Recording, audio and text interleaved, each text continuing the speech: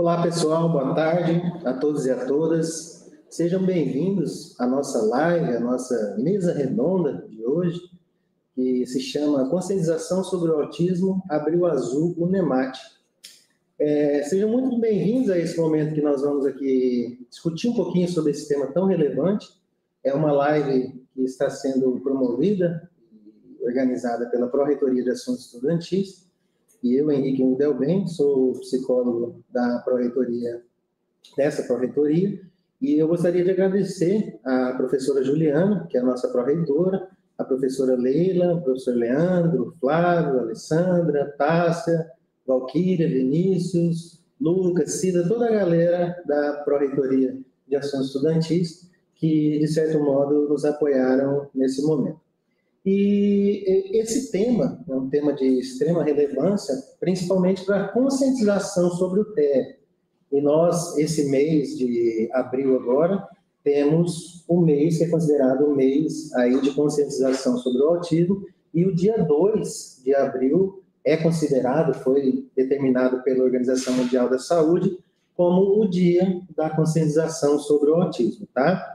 Então, reforçando aí com vocês, nós hoje vamos discutir bastante esse tema e temos aqui duas pessoas, dois profissionais, o professor Alexandre, que já vou falar um pouquinho sobre o currículo dele, e a psicóloga Yara, que vai também trabalhar aí alguns pontos da prática dela com pessoas autistas, tá? Então, é com grande satisfação que eu tenho aqui ao meu lado o professor Alexandre Mariotto Botton. Ele é professor da UNEMAT, possui graduação em Filosofia pela Universidade do Oeste, Santa Catarina, mestre em Filosofia pela Universidade Federal de Santa Maria e doutor em Teoria e História Literária pela Universidade Estadual de Campinas. Atualmente é professor de Filosofia da Universidade do Estado de Mato Grosso e do Programa de Pós-Graduação em Estudos Literários. E é o nosso diretor de gestão de ações afirmativas da Pró-Reitoria de Ensino e Graduação, PROEG. Seja muito bem-vindo, professor. Acertei tudinho, né? Também é um grande prazer receber aqui a Yara Cristina Costa, que é psicóloga clínica graduada em Psicologia, especialista em Terapia Cognitivo-Comportamental, especialista em Análise do Comportamento aplicado ao Autismo, o ABA, e há 6 anos já atende o autismo infantil. Seja muito bem-vinda também, tá, Yara? E eu, beleza, obrigado. E eu sou Henrique Jung Delben, sou psicólogo aqui da UNEMAT, tenho graduação em Psicologia, mestrado em Educação aqui pela própria UNEMAT, sou doutorando em Psicologia Clínica e atualmente estou lotado na Pró-Reitoria de Assuntos Estudantis, trabalhando principalmente com acadêmicos que solicitam apoio institucional através do módulo NE, que é o módulo de necessidades educacionais específicas. Eu vou falar um pouquinho mais para frente, tá?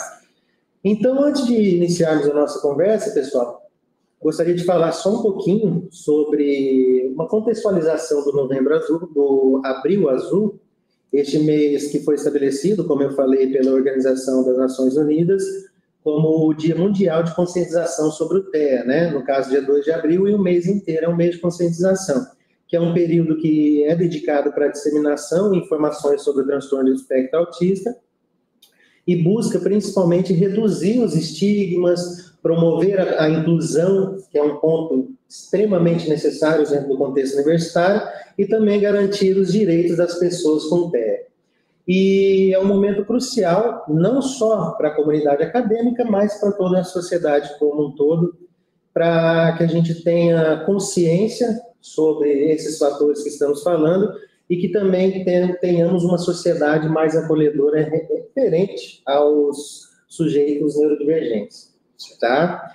Então, eu falo da palavra neurodiversidade, né? E a gente fala muito sobre diversidade dentro da universidade, e nós temos hoje, através das políticas, principalmente as políticas públicas, as políticas de educação, as políticas de inclusão, nós temos hoje dentro da universidade um acesso e uma permanência de pessoas com transtorno de neurodesenvolvimento.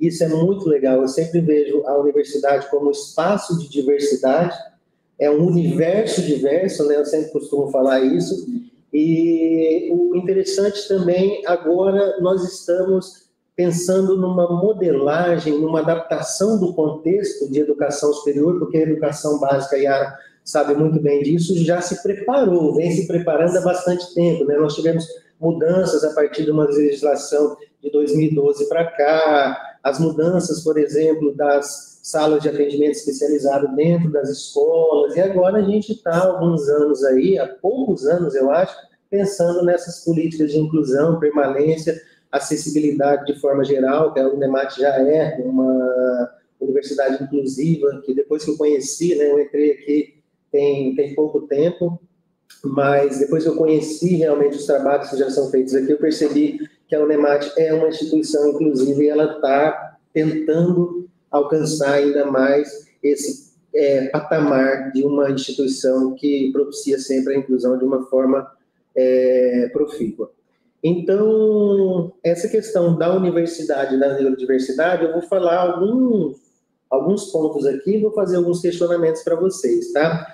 Para a gente começar, então, a nossa conversa, pessoal, gostaria de convidar cada um de vocês para falar um pouquinho sobre as experiências de vocês com o público TE, de forma geral, né? O que vocês conhecem, por exemplo, o professor Alexandre nas ações afirmativas, o que a universidade já faz, os tipos de trabalho, e explicar também o que seriam as ações afirmativas, né? E pensando nessa questão de promoção da inclusão dentro dos espaços sociais, mas na universidade como um foco, né? E eu gostaria que vocês falassem um pouquinho, compartilhar sobre os trabalhos de vocês. A gente pode começar pelo professor Alexandre. Certo. Então, em primeiro lugar, obrigado pelo convite, né, por esse momento de diálogo também, né? E, assim, a UNEMAT, ela tem uma política de ações afirmativas que é bastante ampla, né? As nossas ações afirmativas, elas começam lá em 2004, foi quando foi feito o primeiro projeto, digamos assim, de ações afirmativas, e começou a vigorar em 2005. Então, nós estamos comemorando esse ano 20 anos de ações afirmativas. Bastante tempo já, né? Mas no início, as ações afirmativas, elas eram voltadas mais para a questão racial, eram cotas para negros. Com o passar do tempo, essa política de cotas, ela foi sendo ampliada, né, para indígenas e, mais recentemente, para pessoas com deficiência. E aí, quando a gente fala de pessoas com deficiência, nós estamos falando de cegos, de surdos, nós estamos falando de pessoas com com problemas de mobilidade, cadeirantes, estamos falando de pessoas com baixa visão, estamos falando também de pessoas com espectro autista, e outras divergências, né? De 2012 para cá, né, foi considerado pessoas com deficiência, né? Mas na universidade mesmo foi a partir de 2019 que entrou a cotas para pessoas com deficiências, e aí para autistas, né?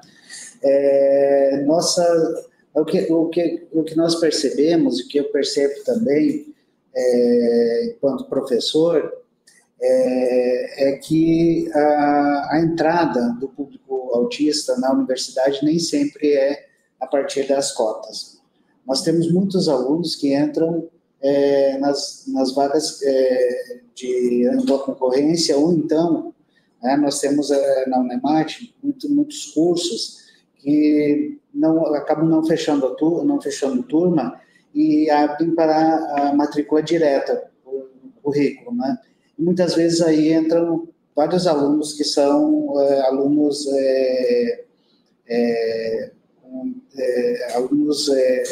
autistas, né? E também outros cegos, também outros alunos, né? E um dos desafios que nós temos é justamente chegar a esse aluno, né, que não entrou através da ação afirmativa, e fazer o acompanhamento, saber onde está esse aluno, saber do que ele precisa, né? Muitas vezes o autista, ele acaba sendo percebido a partir só no andar da carruagem, digamos assim. Só a partir do momento em que as aulas começam e que a gente percebe que aquele aluno é diferente e que ele precisa de uma atenção especial, de um tratamento diferenciado. Eu já vi isso acontecer em turma, né? Eu dei aula com o professor, eu acompanhei, e é sempre um desafio para o corpo docente, né, conseguir acompanhar esse aluno. Eu acho que esse também é o maior desafio, né? Porque acho que a gente encontra na universidade, que vocês, enquanto profissionais, né, que estão dentro da universidade, vão encontrar. Porque na escola, os olhares estão todos voltados para a criança. Até a criança, adolescente sair da escola, o olhar está todo voltado para eles. Então, se ele tem alguma dificuldade, não foi bem na prova, chama os pais. Não foi bem naquela tarefa, chama os pais. Olha, eu estou percebendo que o seu filho está com alguns comportamentos diferentes do que ele estava antes. As crianças agora estão entrando mais cedo também na escola. Então, as professoras das creches estão percebendo mais, olha, vai lá, procura saber o que está acontecendo, vamos fazer uma investigação, que eu acho que ela obedece a alguns critérios ali para ser uma criança autista, então vai procurar e vai saber. E aí, quando chega na universidade, já nós que somos típicos, já temos esse choque de realidade. Porque como assim a gente não vai precisar pedir para ir no banheiro, não vai precisar pedir para ir tomar água, a gente pode sair na hora que quer, pode responder a chamada e tchau, o professor não está nem aí. Não é nesse sentido assim, mas assim, quer sair? O professor não vai ficar se atentando, olha, aquele aluno está com mais dificuldade que esse, porque é uma gama de pessoas diferentes e não tem aquele olhar individualizado que a gente encontra na escola.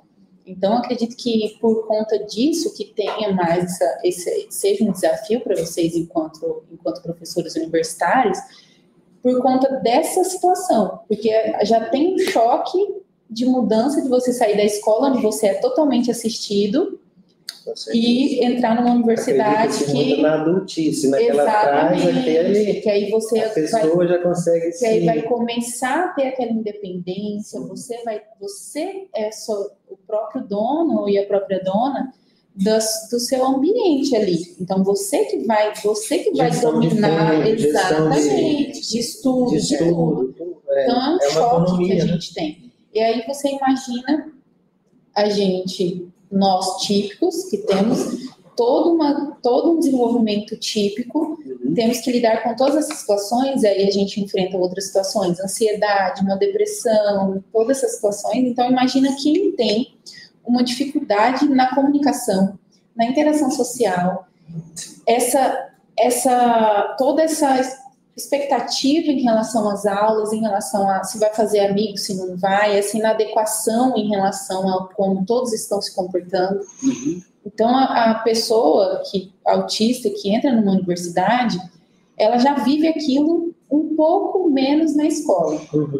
E aí ela vai viver aquilo muito mais. Então, parece que ela é desse tamanhozinho dentro de uma sala enorme, e aí tem todos os estímulos que a sala já oferece. Então, muita luz, muito barulho, os alunos chegam do recreio e bagunçando, e aí o professor já entra, já vai fazer a chamada. Então, são muitas coisas para a gente levar em consideração na inserção deles na universidade, né? Yara, assim, de uma forma bem resumida, né, para a galera entender, existem alguns domínios que são afetados no autismo, né? Você tem a prática clínica aí já bem estabelecida no nosso município. Você pode resumir, a grosso modo, assim, o que seria? Porque muita gente, às vezes, tem uma certa visão bem equivocada referente ao transtorno do neurodesenvolvimento. Hoje chamamos de transtorno do espectro autista, né, devido à amplitude. Você pode explicar para a gente um pouquinho sobre o transtorno? O que acontece? Por ser um transtorno do neurodesenvolvimento, então não tem como a pessoa entrar na universidade e desenvolver o autismo a partir das vivências que ela tem na universidade ou em qualquer outro ambiente. Então, ela precisa acontecer na primeira infância. E aí a gente já entra em uma outra problemática, que é a crescente de diagnóstico que a gente tem tendo. Então, a gente saiu um novo dado ontem da CDC, falando sobre o dado de a cada 31 crianças, uma é autista. Antes, até 2022, 2020, era a cada 36. Então, a gente vem de uma crescente e que tem sido muito discutida em relação a isso, mas a gente precisa levar muitas coisas em consideração. Mas a gente precisa levar em conta que a pessoa não vai desenvolver autismo na vida adulta, não tem como. Ela pode aflorar por conta de situações, mas desde pequeno já precisa apresentar. Então, precisa na primeira infância já apresentar critérios para aquilo. Então, não conseguir se adequar à turma, ter preferência a brincar com crianças mais velhas, não brinca com os pares, tem dificuldade em se enturmar, mesmo em fazer uma interação por parte dela com as outras pessoas, assim como se adequar quando as outras crianças vêm para chamar a criança para brincar. Então, não tem como a gente falar que, por conta da entrada na universidade, muitas coisas, aconteceu um evento estressor, algum acidente, alguém da família morreu e aí, por conta disso, desenvolveu o autismo. Até porque é um transtorno do neurodesenvolvimento. Então, enquanto o cérebro está se desenvolvendo, quando a criança ainda é pequena, acontece já é uma predisposição para o autismo. Então, tem que acontecer na infância e tem que trazer prejuízos. Porque eu também não sou muito de socializar com as outras pessoas, eu tenho muita dificuldade de ficar em ambientes com muitas pessoas, mas você deixa de fazer? Assim como as pessoas autistas deixam, como as crianças autistas deixam. Então, assim, você deixa de ir em uma aula porque você sabe que vai estar muito tumultuada, assim como as pessoas com autismo deixam. Então, tem sempre que ser na primeira infância e tem que ter prejuízo, sempre. Então, nessas questões, quando a gente vai falar as maiores dificuldades, a gente entra nessa situação das questões sensoriais. Então, muita luz vai atrapalhar a questão ocular, muito som vai atrapalhar a audição. Então, às vezes, não é necessariamente um som alto que vai atrapalhar. Às vezes a pessoa escuta um som alto, mas às vezes é a entonação. Às vezes é a onda sonora que vai influenciar. Exatamente. Então, às vezes a comida, você pode ofertar comida misturada ali, a pessoa vai comer e ela vai perceber que tem aquele pedacinho. Então, o paladar também é bem aguçado. Então, todos os sentidos, eles vão estar em desregulação. Então, por isso que é muito importante a terapia ocupacional e fazer o acompanhamento com os profissionais, porque é a partir do tratamento que a gente consegue auxiliar na regulação motor e na regulação sensorial, principalmente, que vai influenciar em todo o resto. Ok. Alexandre, aqui na Unemat nós sabemos que existem as ações afirmativas, né? E pensando na neurodiversidade e na inclusão, como que são pensadas essas ações? Boa pergunta. As ações afirmativas, elas são, digamos assim, elas têm um leque muito grande, né? Como já falei para vocês, né? Nós temos desde estudante que é simplesmente estudante oriundo da escola pública, né, até o estudante negro, estudante indígena, o estudante vários portadores de várias deficiências e também o autista, né? Então, o acompanhamento que a gente faz pelas ações afirmativas é aquele acompanhamento de saber onde é que está esse aluno, né? De tentar saber onde ele está, o que ele precisa e tal, né? Nós estamos fazendo um levantamento agora, né, de todos os alunos autistas, para a gente saber como é que está o coeficiente de desenvolvimento, né, e tal, e para saber onde é que estão e para poder dialogar melhor com as outras, com a Pró-Reitoria de Assuntos Estudantis, enfim, né. Nós desenvolvemos, então, um acompanhamento geral. Né? O nosso acompanhamento não é apenas do autista, né? O autista, ele entra na categoria dos alunos, daqueles estudantes com necessidades educacionais. E, nesse sentido, existe uma resolução que é, inclusive, da PRAE, né? Que é do plano, do plano de ensino individual. Normativa 01/2024. Isso, que o professor ele precisa fazer um plano de ensino individualizado, né? Um plano de ensino onde ele não vai adaptar o conteúdo, aliás, ele não vai mexer no conteúdo, ele vai adaptar a forma de aula para acompanhar esse aluno que tem a dificuldade. Não pode haver alteração no currículo. Não pode haver gente que acha que vai alterar o currículo. Não altera o currículo, altera apenas a metodologia, né? E, enfim, é dessa forma que a gente tenta, digamos assim, fazer com que a universidade ela vá aos poucos se adaptando, né? E, enfim, criando mais espaços inclusivos e tal.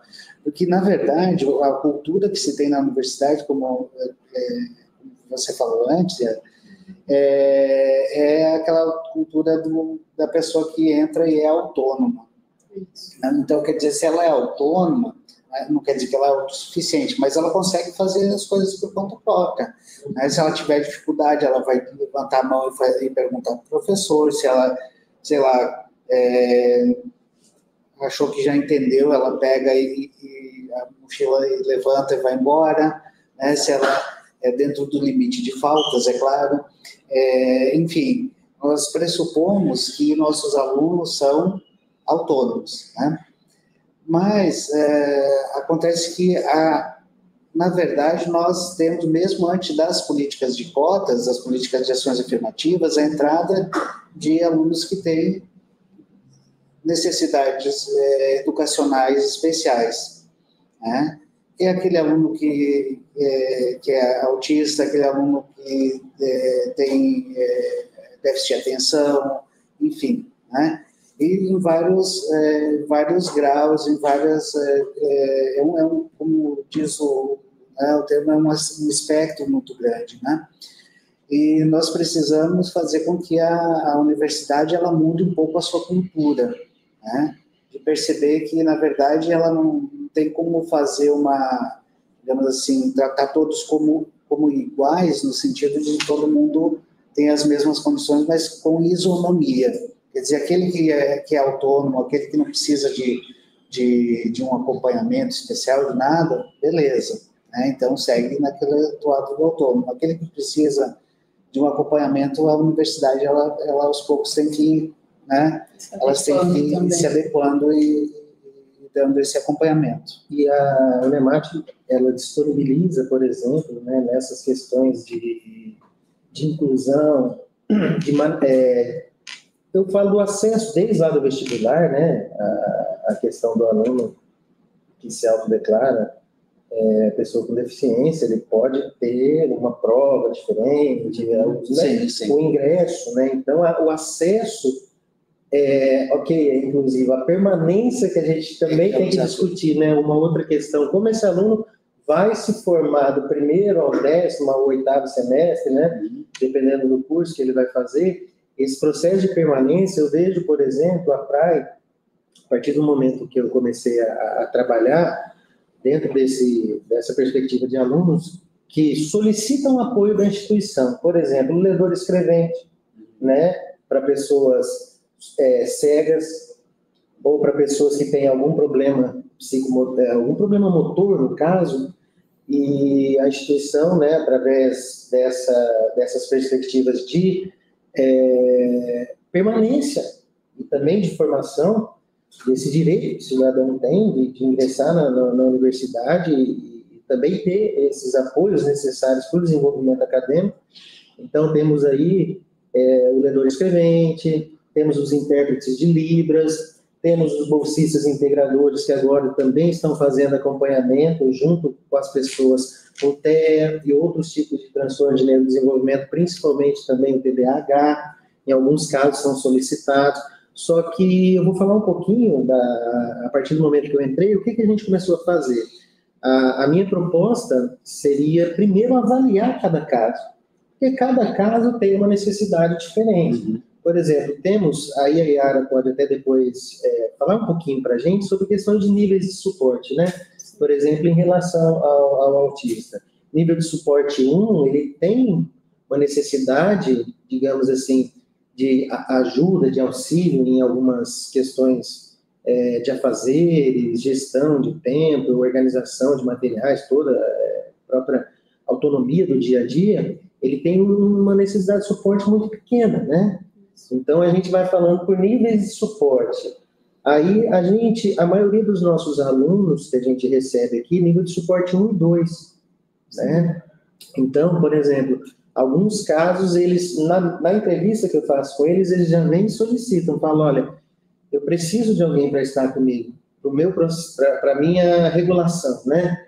Em relação, como você falou, às questões de estímulos ambientais. Exato. E até a questão de gestão acadêmica, né? De autogestão, de se autogerir enquanto acadêmico, porque é algo novo, né? Por exemplo, trabalhos, materiais para estudar, acessar sistemas, coisas que ele precisa de suporte. E a Unemate, eu acho muito interessante isso, que ela já está pensando e já disponibilizando esses tipos de trabalhos. Por exemplo, nós temos o CAET, que é o Centro de Assuntos Estudantis, que eles, os bolsistas e as pessoas que estão atuando lá dentro do CAET, eles dão suporte para as pessoas, por exemplo, entrar no NEE, entrar no CIGA, aprender a mexer com um sistema, alguma coisa que seja.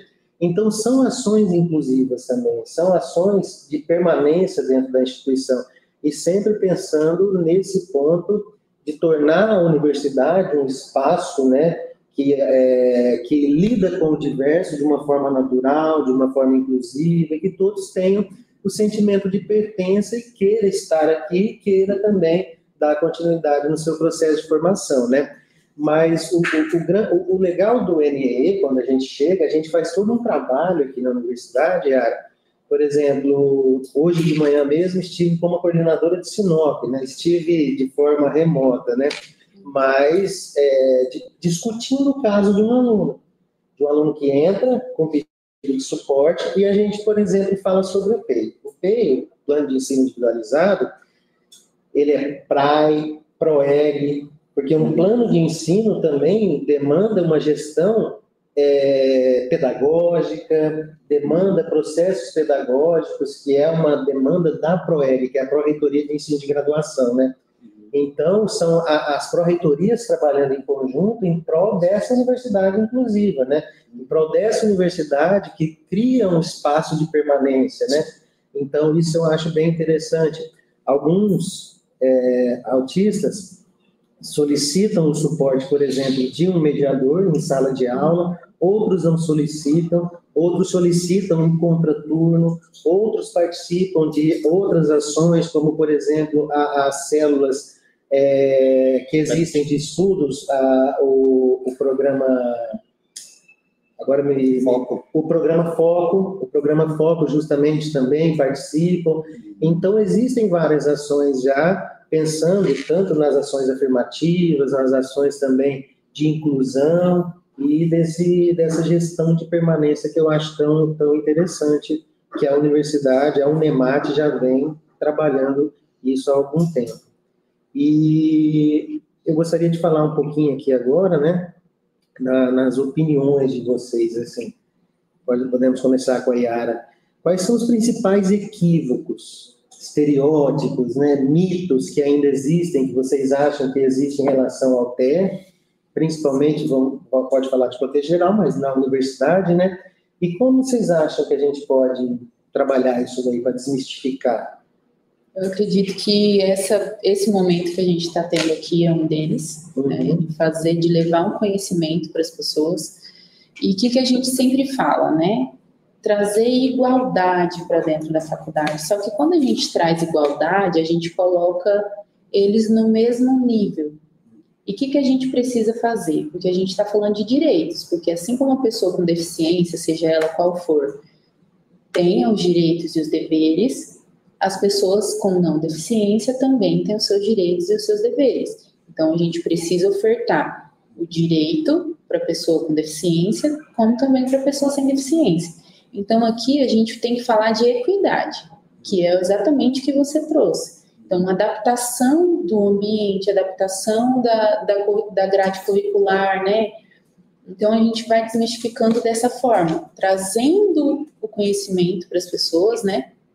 E informar também, a sala de aula precisa estar ciente de que vai ter, de que, olha, você fica tranquilo de eu, enquanto professor, enquanto professora, te apresentar como aluna, um aluno neurodivergente, que você tem autismo, você usa o colar, você se identifica, como você se sente em relação a isso.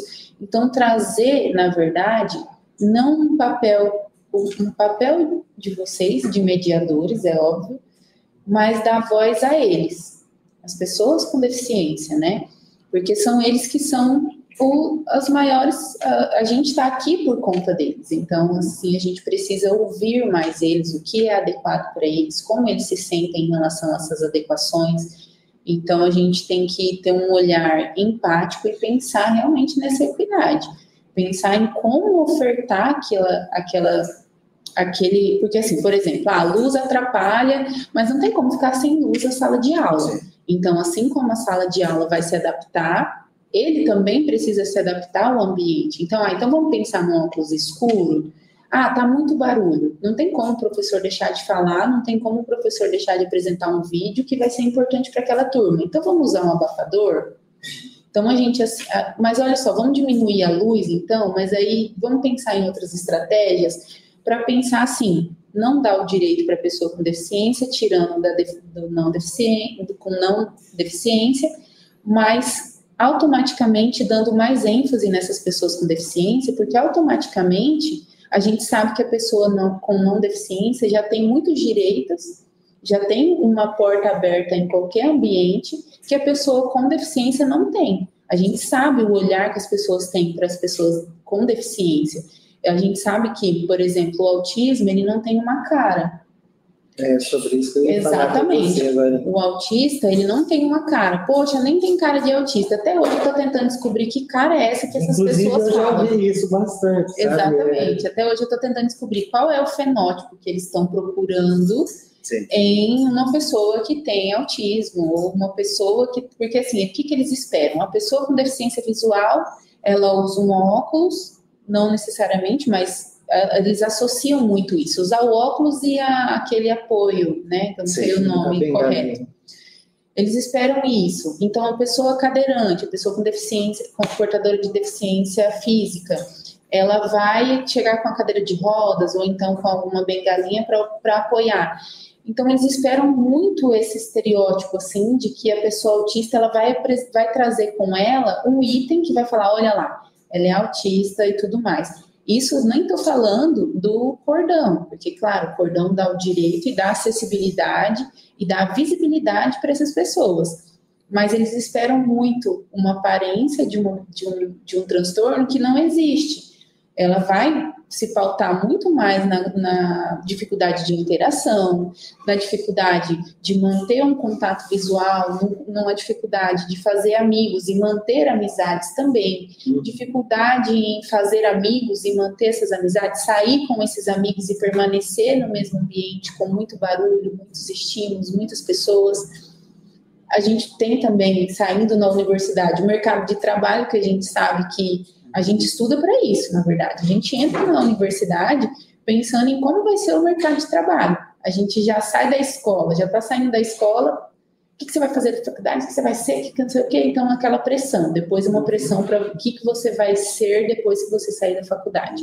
Então, a gente sofre muito essa pressão em relação a isso. E quando a gente fala de pessoas com deficiência, a impressão que tem, é claro, eu não falo por eles, não tem nenhuma forma de eu, uma pessoa típica, falar necessariamente disso, mas a gente consegue ter esse olhar de empatia, realmente, de saber reconhecer que nós somos privilegiados e que devemos pensar em acolher e trazer esse conhecimento. Então, eu acredito que a melhor forma é trazer essas pessoas para que elas falem a forma que elas se sentem bem. Então, assim, a gente tem mudado muitas nomenclaturas, né? E vocês falaram pessoas cegas, e aí a pessoa com dificuldade ocular, né, pessoa com deficiência visual. Então, a gente precisa também se atentar a isso para que a gente consiga se adequar na nomenclatura, se adequar no comportamento e trazer eles. A voz precisa ser deles cada vez mais, porque a gente aqui está trazendo informação, conscientizando, mas a gente precisa dar voz mais a eles, as pessoas com deficiência. Eu acredito que vai ser uma forma muito mais abrangente de a gente acolher, né? É igual, às vezes, a gente se depara conversando com docentes, com pessoas que trabalham tanto na educação básica quanto na educação superior. Eu já tive esse tipo de discurso na minha frente, mas eu não sei tratar o autismo. Como se um docente, por exemplo, fosse tratar. Aí a gente tem que deixar bem claro, né? Por exemplo, cada um tem seu papel diante dessa disponibilizar acesso à informação, às coisas. Então, o papel do docente é ensinar. Exatamente. Não é verdade? Então, esse é um grande... Só que vem desses estigmas. Por exemplo, a face do autista. Né? Não existe uma face, né?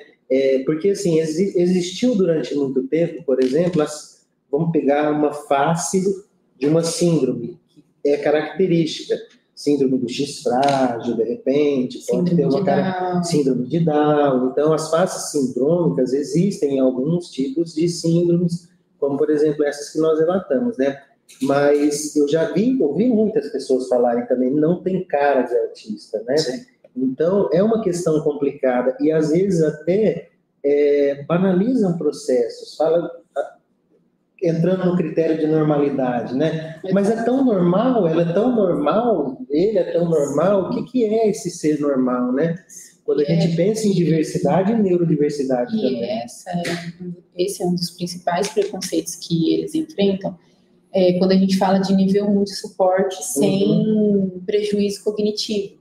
Então, ele fala bem, ele consegue se comunicar com as outras pessoas, mas tem outras dificuldades, então não consegue nessa situação, né? Tá na sala de aula, não consegue manter essas amizades, não consegue ficar muito tempo, o tempo é limiar. Também. Exatamente, então tem assim, não, mas ele fala, ele é super inteligente, ele é isso, ele é aquilo, então dá uma gama de características de uma pessoa que às vezes nem se enquadra na pessoa que eles estão necessariamente falando, mas coloca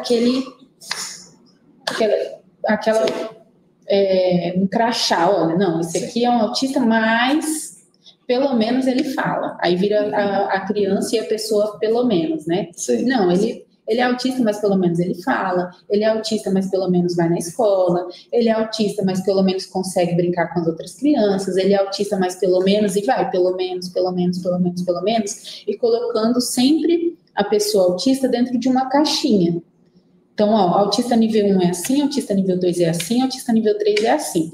Então, se não obedece aqueles critérios para cada um dos níveis, já meu Deus, como assim? Ele é nível 1 de suporte, mas ele apresenta a característica do nível 2 e do nível 3. Como assim?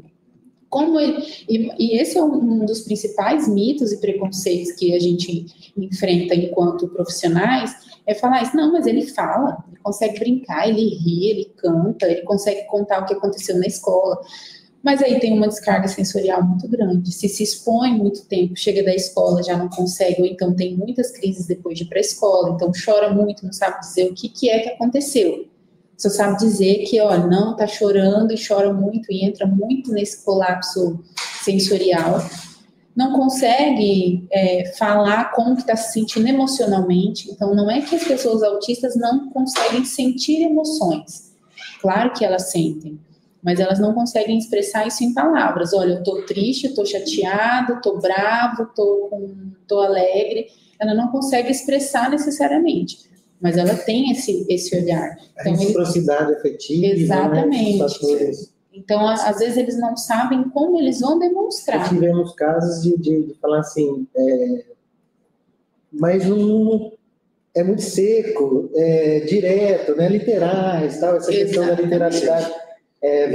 Você, por exemplo, vou citar uma situação, né? Você, um professor em sala de aula, querer usar figuras de linguagem, por exemplo, né? Devido a essa literalidade, você querer fazer comparações, de repente, que Sim. são que demandam talvez um entendimento fantasioso sobre a questão. Exatamente. Você vai dificultar, né, a vida e aí, às do vezes, aluno. entra numa situação assim. De abstrações também. Abstrações, né? Então... Eu lembro de um que as primeiras aulas de filosofia da turma, a gente trabalha com o mito da caverna. Uhum. Ele escreve: quando os homens viviam nas cavernas, quer dizer, é uma alegoria, é um mito, né? Porque para ele é do tempo que os... Então aí você precisa ter todo digamos assim, uma forma de chegar nesse aluno, né, e conversar com ele, explicar de uma forma diferente, né? Sim, a gente tem muito no nível 1 isso. De, por exemplo, assim, saber falar mais de uma língua, mas não tem a percepção de que precisa passar desodorante para não ter aquele mau odor. Consegue saber tudo de aviação, tudo sobre carros, mas não tem essa perspicácia de saber que se alguém está falando com ele não pode simplesmente sair, né? Então o tempo todo, e vocês, gostaria que vocês se colocassem a pensar o quanto a gente se adequa o tempo inteiro, porque às vezes a gente quer falar alguma coisa que a gente pensa, que a gente acha, mas a gente deixa de falar, porque a gente sabe que aquilo não vai ser adequado. Às vezes a gente deixa de fazer alguma coisa porque sabe que não vai ser adequado. Então esse filtro, quando a gente vê o nível de suporte, que é o que recebe mais estigma, a gente cai realmente nesse tipo de situação. Então a gente precisa pensar um pouquinho mais em relação a como a gente vai desmistificar isso, porque tem muito caminho para a gente andar. A gente já falou, a gente já está aí há uns 6, 7 anos que o autismo ele tem sido pauta muitas vezes. E, claro, principalmente no Abril, que aí todo mundo precisa necessariamente falar, porque agora as instituições estão assim, vocês têm que falar, essa é a pauta, não só aqui, mas eu estou falando de geral, não precisa pública, privada, de modo geral. Mas a gente precisa levar mais esse conhecimento em outros meses, em outras oportunidades, para não ficar uma coisa assim, a gente fala um boom aqui, a gente fala muito sobre autismo, aí a gente passa o resto do mês, até porque, assim, no dia 30 de março, 11h59, as pessoas não vão deixar de ser autistas, elas vão continuar, elas vão acordar dia 1º de maio, autistas do mesmo jeito que elas foram dormir no dia 30 de abril. Então, a gente precisa pensar em como a gente vai fazer para conscientizar as pessoas depois do dia 30 de abril, porque até dia 30 de abril todo mundo vai falar disso. Mas a pessoa autista não vai deixar de ser autista depois do dia 30 de abril. Aí acho que é até um desafio que é da universidade, na medida em que é da sociedade também, né? Que é de ter uma cultura mais acessível aos conhecimentos. Isso, uma cultura da acessibilidade, uma cultura da diversidade, né? Exato.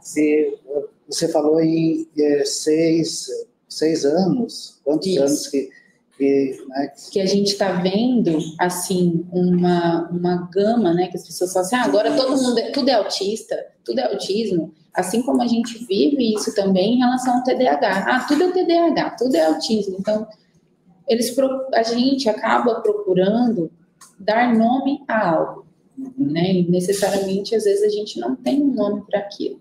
Sim. Mas aqui em Cáceres são 7 anos, ali em 2019, 2018, 2019, que começou isso. Olha, vamos falar sobre autismo, né? Vamos voltar o olhar para isso. Então, olha o quão recente. Quando eu estive na faculdade, a gente teve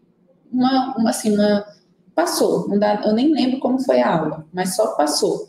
E aí o meu TCC foi em relação ao autismo, e a partir daí a gente foi conhecendo em relação ao autismo, né? Sim. Então, por muito tempo a gente ficou só com esses estigmas, né? Essa criança é assim, essa criança é de tal forma, essa criança de tal maneira.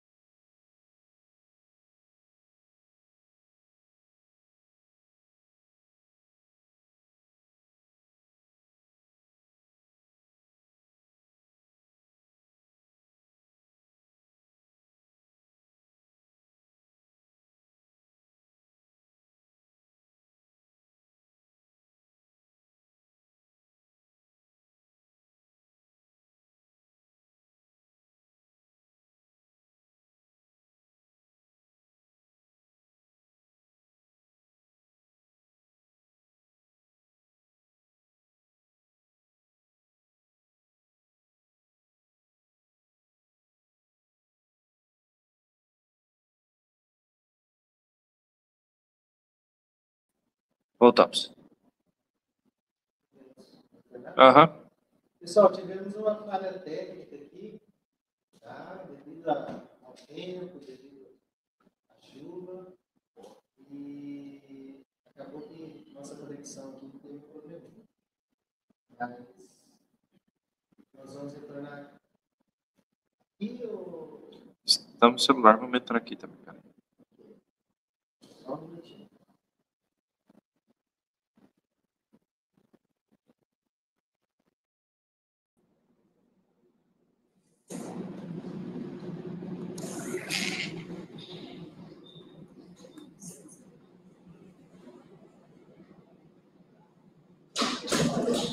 Voltou? Deu certo, pessoal? Fala aí nos comentários pra gente. Será que estão ouvindo? Acho que sim. Ah, maravilha. Pessoal, nós estávamos falando sobre... Já vamos encaminhar para o final. Nossa psicóloga tem outro compromisso também, professor Alexandre. Mas, para a gente finalizar aqui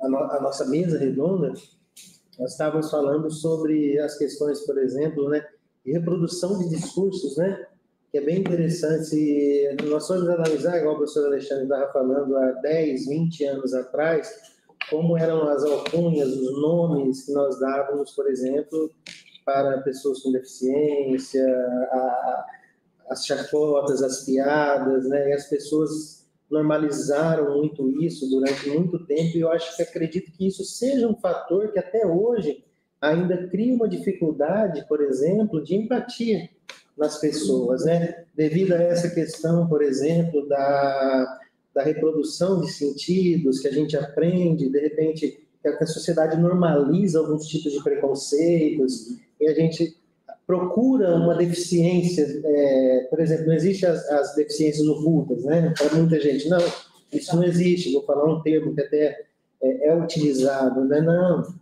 eu já ouvi, acho que vocês talvez é frescura, tal, alguma coisa nesse sentido. Então, essas reproduções de discursos a gente enfrenta hoje em todos os contextos sociais, né? De discursos extremamente preconceituosos, pouquíssimos, eu acho que não produz nenhum espaço de inclusão e, na verdade, causa mais a exclusão mesmo. E eu gostaria, para a gente finalizar aqui a nossa conversa, já vamos encaminhando aí para os finalmente, eu gostaria de uma forma rápida, tanto a Yara quanto o professor Alexandre, que a faculdade ela tem um papel crucial na transformação social.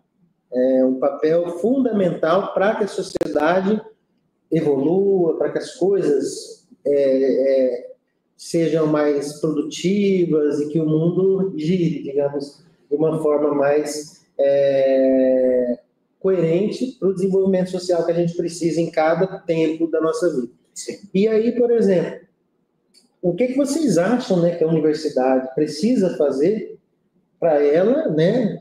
Igual eu falei, a UNEMAT tem, sim, tem políticas, ela tem um perfil de inclusão, mas o que a gente pode pensar assim, não, se as universidades, se a sociedade se transformasse nesse sentido, nós teríamos um mundo e uma universidade mais inclusiva. O que vocês acham? Eu acredito muito nesse ponto de dar voz a eles, sempre. Eu acredito muito nesse ponto. Então, a UNEMAT tem, né, precisa fazer afirmações, a UNEMAT tem essa possibilidade, ela abre as portas, ela consegue abraçar esse aluno atípico. Mas como vocês têm total certeza de que isso realmente está sendo efetivo para eles? Como vocês têm essa certeza de que o que vocês estão fazendo está realmente adequando ao que eles precisam, às necessidades deles? Então, eu acredito que para ser realmente mais inclusiva, né, porque a gente fala muito de inclusão, mas a gente sabe que ela raramente acontece, a gente tenta ao máximo fazer essa inclusão, mas a gente consegue muito incluir aquela pessoa que você consegue auxiliar a se adequar, que você consegue manter uma conversação, mas consegue explicar para ela. Mas quando a gente chega num aluno, né, nível 2, nível 3 de suporte, a gente cai numa situação muito mais um buraco mais fundo, vamos dizer assim. Então, as necessidades são maiores, as adequações têm que ser maiores, o apoio precisa ser maior, então a gente precisa trazer essa voz, entendeu? Eu acredito que o que mais abraçaria e que vocês poderiam, sim, ter a certeza de que estão fazendo um serviço que vai abranger um serviço de qualidade realmente para essas pessoas, né? Trazer eles, fazer rodas com eles, trazer essas pessoas para falar deles mesmos, porque aqui a gente está falando de um transtorno, a gente não está falando de pessoas, claro, mas nada melhor do que a própria pessoa estar falando sobre aquilo, como ela se sente, o que ela gostaria que fosse, que adequação que ela gostaria que fizesse em sala de aula, na universidade, que adequação ela gostaria que fizesse em como apresentar essa emenda e tudo mais. Então, acredito que dar voz a essas pessoas com deficiência vai ser um divisor de águas para a universidade, seja ela pública ou particular. A frase nada de nós sem nós, né? Exato. É muito cabível nessa reflexão da Yara, porque justamente as pessoas precisam ser ouvidas, igual eu disse, né? A conduta da Unemate agora, quando recebe os pedidos no NEE para apoio, por exemplo, da Pró-Reitoria de Assuntos Estudantis, a primeira coisa, eu vou lá, como psicólogo, fazer uma entrevista com essa pessoa. O que ela... algumas limitações também, o que ela tem de desenvolvimento mais pleno, tranquilo, e ouvir dela o que ela precisa, né? Colocar essa pessoa também como agente e como protagonista dessas decisões. Isso é um ponto importantíssimo. E a professora Nilce, que trabalha na Pró-Reitor, ela sempre aborda essa questão e coloca essa frase como algo muito importante, nada de nós sem nós, né? Então, nós temos que ouvi-los, nós temos que ter empatia, respeitar a individualidade de cada um. Por exemplo, igual eu falei, tivemos pedidos de pessoas autistas que, não, eu preciso de alguém para me acompanhar. Já outros, na entrevista, falam, não, eu não preciso de alguém para me acompanhar, eu preciso desse tipo de ação da universidade. E a gente vai atrás para tentar disponibilizar em cima das necessidades de cada um, né? E, professor Alexandre, eu penso que assim, não só a universidade, quanto projeto, quando ela tem os seus projetos, suas formas de acessibilidade, suas políticas de acesso, de permanência e tal, mas o profissional que trabalha na universidade também, né? Nós temos que criar uma cultura de acolhimento, uma cultura da abertura à diversidade. Essa cultura é algo que mexe com a subjetividade mesmo das pessoas, a subjetividade daquele profissional que está lá atendendo, né? E que ele precisa estar mais, digamos assim, atento, né? A esse aluno que é autista, independente do nível de suporte, né? Mesmo que a princípio ele não apresente, né, maiores dificuldades, mas é preciso estar atento, né? É preciso desenvolver uma sensibilidade para o outro, né? Uma sensibilidade para aquele com quem nós estamos trabalhando e de equidade na hora de abordar nossos acadêmicos. Nós sempre tivemos aquela perspectiva da igualdade, né? Uma igualdade, uma ideia de que todos os alunos são iguais, todos são autônomos, todos são capazes, e né, se a pessoa entrou na educação superior é porque ela está no padrão. Ela consegue ser igual. Isso, ela está dentro de um certo padrão, né, de pessoas que conseguem fazer certas coisas e tal. E nós estamos aprendendo com a diversidade que não é bem assim. Nós estamos aprendendo com a diversidade, né, nós estamos aprendendo que nossos alunos, alguns precisam de um suporte maior, alguns precisam de digamos assim, que o professor ele preste mais atenção nesse aluno, né? O servidor também preste mais atenção nesse aluno. É algo que faz parte não apenas de uma política institucional, mas de uma cultura mesmo. E mudanças culturais, como você sabe, né?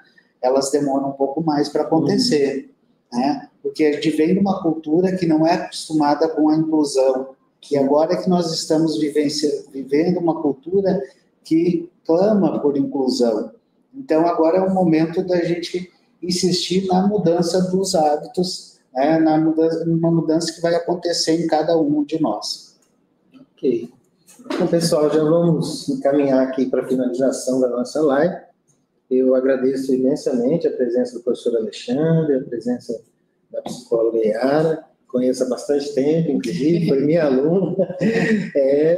E eu acredito que essa mesa redonda ela tem essa função social de conscientização e também de levantar questionamentos e reflexões para todos da comunidade acadêmica da UNEMAT e também para as outras pessoas aí da comunidade de forma geral, principalmente nesses pontos que nós discutimos. A Yara aponta a questão do uso de palavras, de conceitos, nomenclaturas de forma correta, entender também sobre o espectro autista, e esse papel também da instituição, como a UNEMAT, de formação, da instituição de nível superior, na formação de uma sociedade mais justa e inclusiva, né? Nós precisamos pensar aqui dentro para que isso seja disseminado para a sociedade como um todo. E como a Yara falou, isso é real, né? A conscientização não é só no Abril Azul, né? Não é só no dia 2, que a OMS definiu. Nós temos um compromisso contínuo conosco, né? Aqui da universidade, com todos os agentes aqui públicos, mas também com a sociedade de uma forma geral. Então, eu agradeço ao tempo de vocês dois e agradeço também a galera que acompanhou a gente, e eu espero que tenha sido um momento aí enriquecedor e que tenha contribuído para as reflexões de vocês e para conhecimentos aí de forma geral. Então, eu declaro encerrada a nossa mesa redonda sobre o Abril Azul. Muito obrigado e até a próxima live. Obrigado. Tchau, tchau, pessoal.